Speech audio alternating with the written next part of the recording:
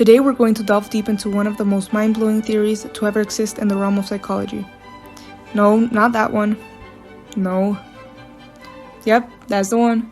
Piaget's theory of cognitive development. So, the best way to explain this concept is to use a metaphor, where the theory of development is a carnival place and its stages appear as attractions. Well, I guess that means that we're going to Piaget's life roller coaster. Born in 1896 in Switzerland, Piaget was fascinated by biology and zoology, and like any prodigy's backstory, published a paper on mollusks at age 15. Even so, his life changed drastically in a Walter White manner. As a baby, Piaget's nanny once fought off a kidnapper from stealing him from his stroller. However, 15 years later, she called his parents to tell them it was a lie she'd made up. This altered Piaget's concept of memory, and from there on started to wonder about the connection between memory and development.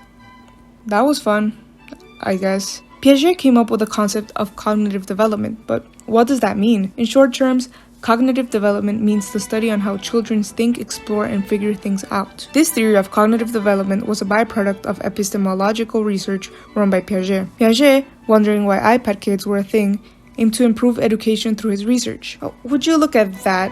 We have to hurry and go to our next attraction. Since Valentine's is coming up, we should go to the love tunnel.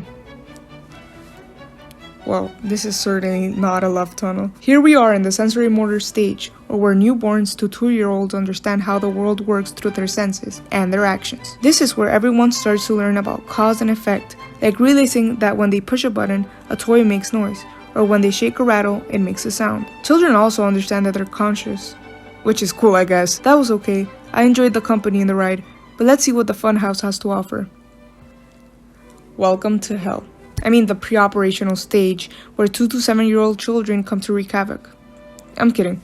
This stage houses a rapid expansion in language development, an exhibition of egocentrism, or where kids tend to see the world from their own point of view and struggle to empathize, a lack of conservation or not understanding mathematics and logic, and symbolic thinking. This introduces a concept Piaget was inspired from, schemas, or the mental image of previous knowledge, which can let us understand why a child may think a box is a boat due to similar characteristics already experienced or seen before. That's the end of that.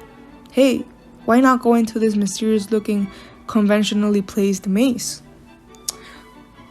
Oh, I know where we are. We're in the concrete operational stage. And here, children between the ages of 7 and 11 years old begin to think more logically about the world around them.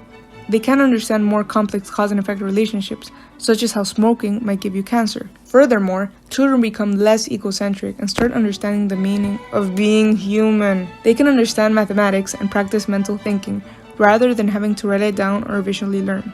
Finally, they can classify objects through groups, like how cats and lions are related, and how dogs and wolves are as well. That was tiring, but there's only one attraction left to go. Would you look at that? The Cirque du Soleil dupe is performing right now. Well, if it isn't the formal operation stage, where kids 11 and older transition into adults and much like the acrobats, use their practice and previous experience. In this final stage, individuals get a grasp of abstract thinking, such as justice and moral decision. For example, they'd be able to understand an act of self-defense and make their own valid conclusions. They also learn how to make hypotheticals or predictions to what may occur. For example, predicting whether it's going to rain based on the season. Another factor to this is that they can actually make plans to revise whether their hypothesis is correct or not, like in one of those dreaded science projects. They're also able to perform more complex logical reasoning. For example, what I learned in my math class, the common equation where A equals B, B equals C, so therefore A must equal C. Okay, now that we're done with the show, I'll tell you about a study that ran to see if Piaget's observations could be applied to real life. Ta-da! It's Ziegler 1976, where they gathered 120 female school students in order to test if age had a connection with how people acquire, use, and store information, which is essential for reasoning, problem-solving, and decision-making.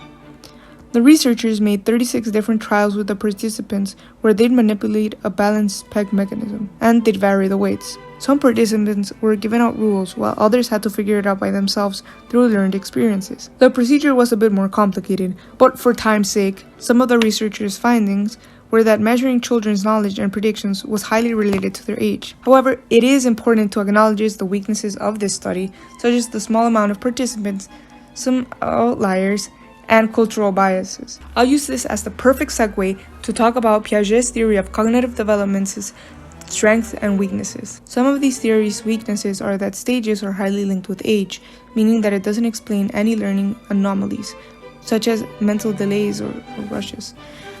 Furthermore, there aren't any clear transition periods, meaning that age is a concerning factor, and it doesn't take into account emotional aspects, which can affect cognitive development. However, the limitations, Piaget's theory continues to be one of the most important attributions to developmental psychology. It continues to influence education, informing curricular design and teaching strategies. His emphasis on the importance of interaction with the environment and hands-on learning has also shaped the modern approaches to education. Wait, do you hear that? It's the development carnival. Let's go check it out.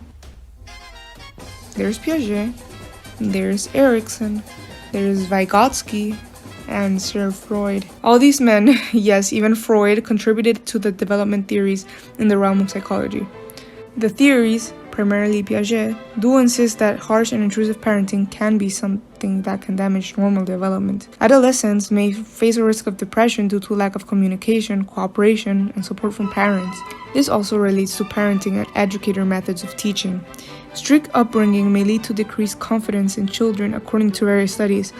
And even social media can affect a child's development, which is why it's very important to study such topics. Overall, cognitive development is truly an interesting subject that should be continued to be studied, as there are many inconsistencies found within these theories, and we truly don't understand the speed and the effectiveness of the brain's development.